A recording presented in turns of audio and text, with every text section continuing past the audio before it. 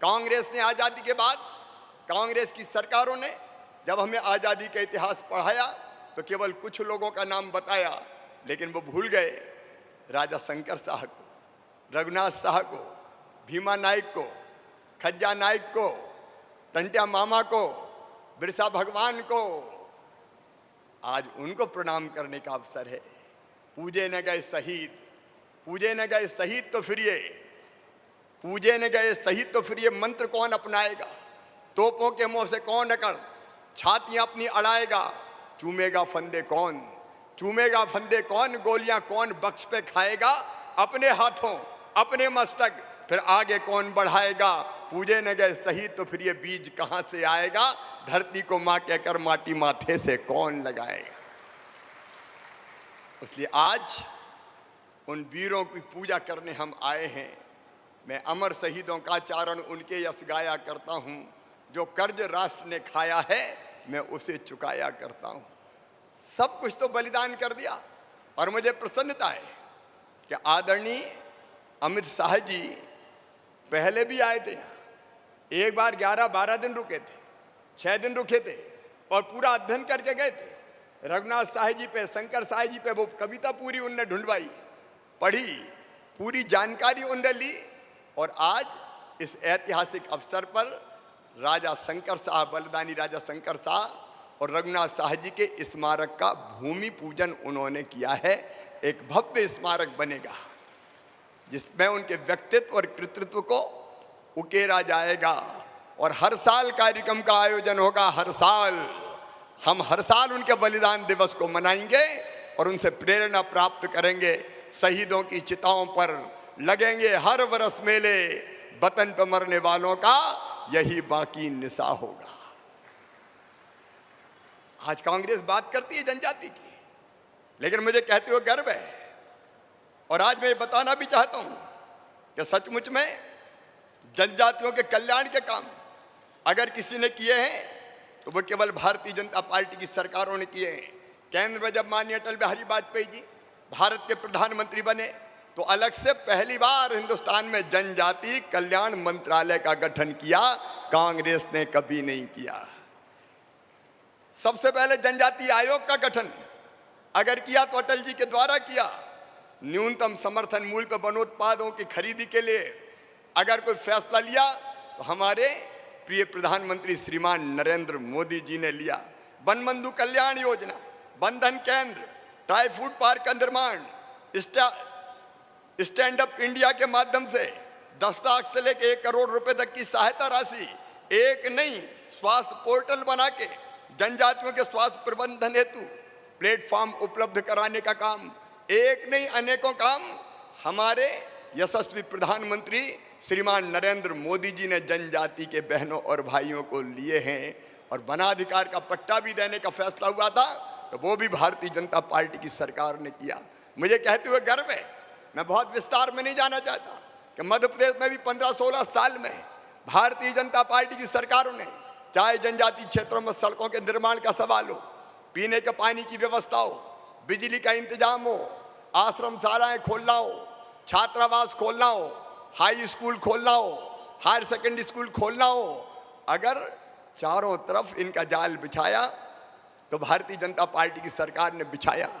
हमने अपने बच्चे जो जनजाति बेटे बेटियां हैं, ट्राइबल बेटे बेटियां, कांग्रेस के जमाने में 200-300 रुपया प्रतिमाह छात्रवृत्ति मिलती थी, भारतीय जनता पार्टी की सरकारों ने बढ़ा के उसको 1100 रुपया प्रतिमाह करने का काम किया। बेटियों के लिए और भी ज्यादा देने का काम किया। एक ने अनेकों कल्याणकारी योजनाएं, उनके बहुत विस्तार से वर्णन में मैं नहीं जाता, लेकिन आज कांग्रेस जनजाति के नाम पर घड़ियाली आंसू बहाने का काम कर रही है। 15 महीने इनकी सरकार रही, एक काम कभी कांग्रेस की सरकार ने जनजातियों के हित में नहीं किया, उनके कल्याण के लिए नहीं किया। जबकि भारतीय जनता पार्टी की सरकार है। मुझे कहते हुए गर्व है, किसी मध्य प्रदेश की धरती पर हमने फैसला किया आश्रमशाला और छात्रावास के साथ साथ अगर कोई हमारा आदिवासी बेटा बेटी, हमारा ट्राइबल बेटा बेटी छात्रावास में प्रवेश नहीं मिलता और किराए से कमरा लेके पढ़ेगा तो कमरे का किराया भी माता पिता नहीं भरवाएंगे, प्रदेश की सरकार भरवाने का काम करेगी। यह भारतीय जनता पार्टी की सरकार ने फैसला किया। हमने फैसला किया कि प्राइवेट मेडिकल कॉलेज और इंजीनियरिंग कॉलेज में भी अगर जनजातीय बेटा बेटियों का एडमिशन होगा तो उनकी फीस भी उनके मम्मी पापा नहीं भरवाएंगे, प्रदेश की भारतीय जनता पार्टी की सरकार भरवाएगी। मुझे कहते हुए भी गर्व है कि विदेश में भी अगर कोई ट्राइबल बेटा बेटी किसी प्रतिष्ठित यूनिवर्सिटी में एडमिशन हुआ तो हमने फैसला किया कि उसकी भी 15-20 लाख रुपया साल की फीस भी होगी तो वो प्रदेश की भारतीय जनता पार्टी की सरकार भरवाएगी। नीट की परीक्षाओं में ट्रेनिंग और प्रशिक्षण देके सिलेक्शन का प्रयास किया। जेईई मेंस की परीक्षा में हमारे ट्राइबल बेटे बेटी भी चुने जाएं, उसके लिए अलग से ट्रेनिंग और प्रशिक्षण दी। और गर्व के साथ मैं कहता हूं कि हमारे कई बेटे आज डॉक्टर, आज इंजीनियर बन के पढ़ाई कर रहे हैं और समाज को आगे ले जाने के काम में लगे हुए हैं। आज जब मैं अमर बलिदानी रघुनाथ शाह और शंकर शाह जी के बलिदान दिवस पर आपके बीच आया हूं तो मुझे ये कहते हुए प्रसन्नता है कि कई फैसले जो माननीय प्रधानमंत्री जी ने, हमारी केंद्र सरकार ने जनजाति भाई बहनों के लिए पहले लिए, उनको और आगे बढ़ाने का काम कर रहे हैं। विस्तार से हम सुनेंगे हमारे नेता आदरणीय अमित शाह जी को। लेकिन मेरे बहनों और भाइयों, हमने कुछ फैसले आज बलिदान दिवस के अवसर पर किए।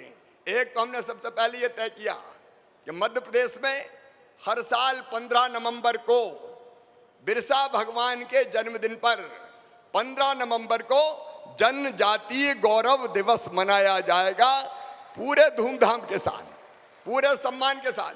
देखिए, हमारे प्रधानमंत्री जी कहते हैं सबका साथ, सबका विकास और सबका विश्वास, सामाजिक न्याय, लेकिन सामाजिक समरसता को ध्यान में रखते हुए एकता के सूत्र भी ना टूटे।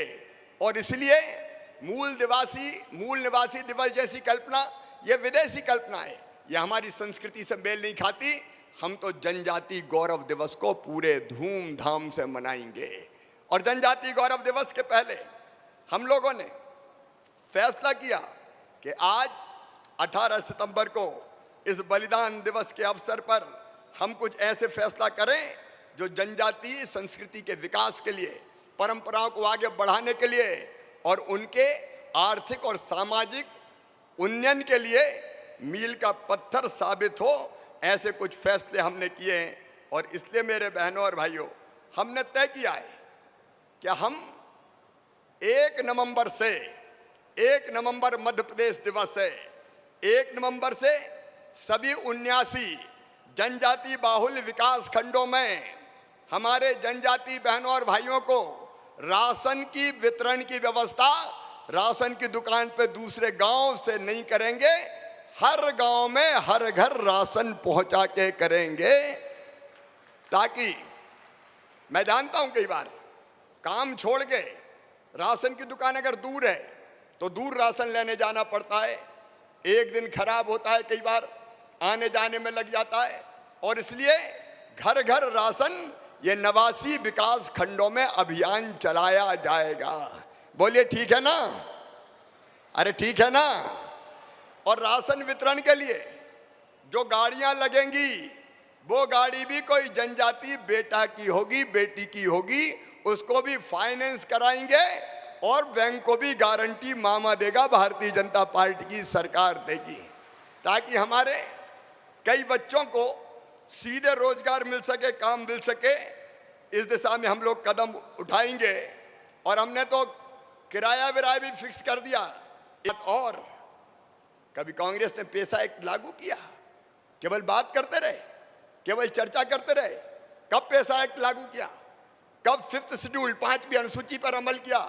आज मैं हमारे नेता माननीय अमित शाह जी पधारे। भारतीय जनता पार्टी के मध्य प्रदेश की सरकार एक ऐतिहासिक फैसला कर रही है। पैसा एक्ट चरणबद्ध तरीके से मध्य प्रदेश की धरती पर लागू किया जाएगा जनजाति भाई और बहनों के लिए।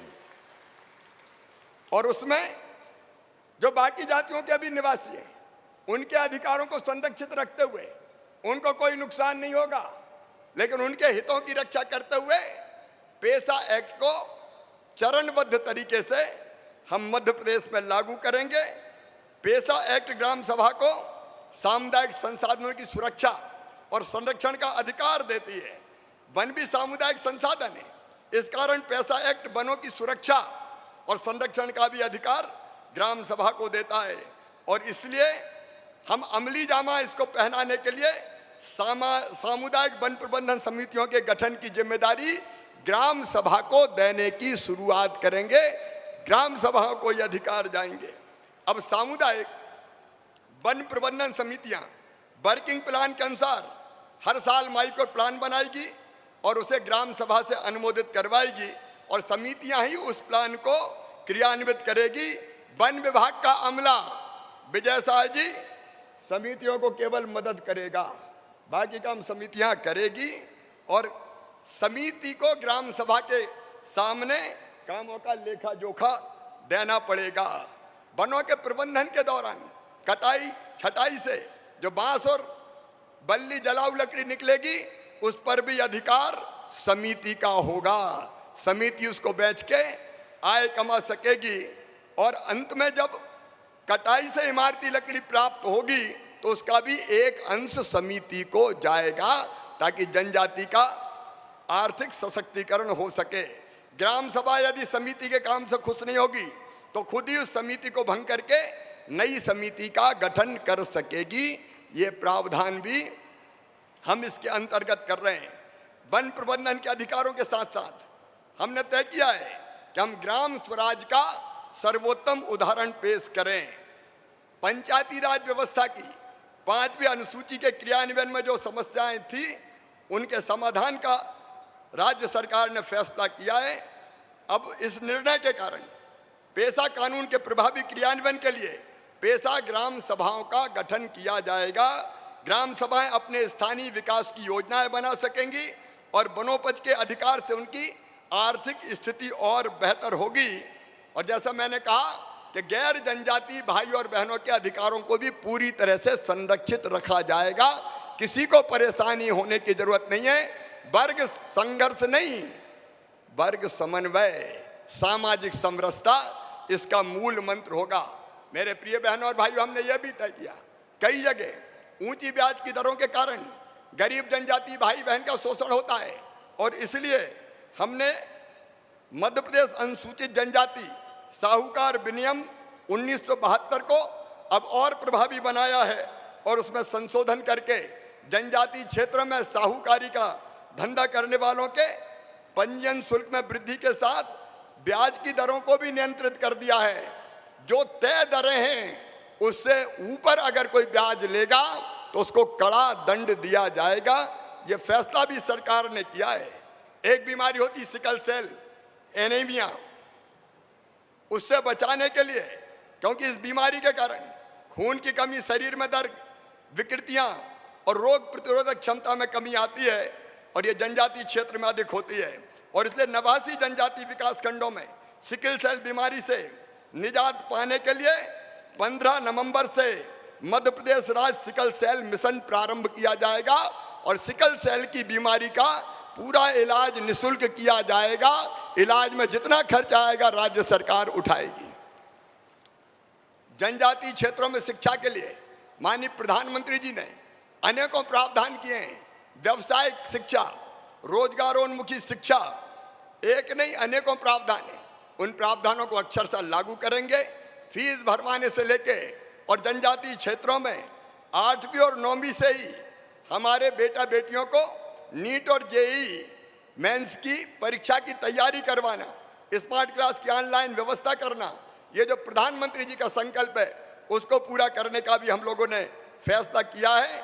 और पाठ्यक्रम को भी आज की आवश्यकताओं के अनुरूप बनाया जाएगा। जनजातीय कौशल विकास की दृष्टि से भी हमने कई फैसले किए हैं। हमारे ऐसे बेटा बेटी जो 8वीं के बाद पढ़ाई नहीं कर पाते और स्कूल छोड़ देते हैं, उनको फिर से कौशल विकास में प्रशिक्षित किया जाएगा। सर्टिफिकेट दिए जाएंगे ताकि वो शिक्षा व स्वरोजगार के माध्यमों से फिर से अपनी रोजी रोटी चला सके। हर पंचायत में कम से कम 4 लोगों को ग्रामीण इंजीनियर के रूप में प्रशिक्षित किया जाएगा, ताकि गांव के काम सीख के जनजाति बेटा बेटी और गांव के लोग ही कर सकें। कौशल विकास के साथ साथ एक और फैसला हमने किया है, 1 साल के अंदर बैकलॉग के जितने पद हैं वो सारे के सारे पद भरने के लिए अभियान चलाया जाएगा, ताकि रिक्त पदों पर हम भर्ती कर सकें और ऐसी भर्तियां जिनमें प्रक्रिया अधूरी रह गई है उन प्रक्रियाओं को भी हम पूरा करने का काम करेंगे। मछली पालन, मुर्गी पालन, बकरी पालन के लिए भी एक एकीकृत योजना बनाई। हमारी ट्राइबल बहनें इन कामों में बहुत आगे, और कई हमारे जो सेल्फ हेल्प ग्रुप है वो बहुत बेहतर ढंग से इस व्यवसाय को कर रहे हैं और आर्थिक रूप से सशक्त और संपन्न बन रहे हैं। इसको भी एकीकृत रूप से हम करके अनेकों प्रकार की ऋण की, उसकी गारंटी की व्यवस्था लेके इनको आर्थिक रूप से उन्नत बनाने का काम करेंगे। मेरे बहनों और भाइयों, हमने ये भी फैसला किया है, अभी हमने देखा राजा शंकर शाह और रघुनाथ शाह की वीरता, हम अपने बच्चों को पुलिस और फौज में जाने के लिए भी विशेष रूप से ट्रेनिंग देने का काम करेंगे, जिससे हमारे बेटा बेटियां ऐसी प्रतियोगी परीक्षाओं में सफल होके आर्मी और पुलिस के माध्यम से भी देश की सेवा कर सके। 15 नवंबर को मैंने बताई कि जनजाति गौरव दिवस हम मनाएंगे। आज हम ये भी फैसला कर रहे हैं 18 सितंबर को कि छिंदवाड़ा विश्वविद्यालय का नाम राजा शंकर शाह विश्वविद्यालय किया जाएगा, ताकि उनके नाम को हम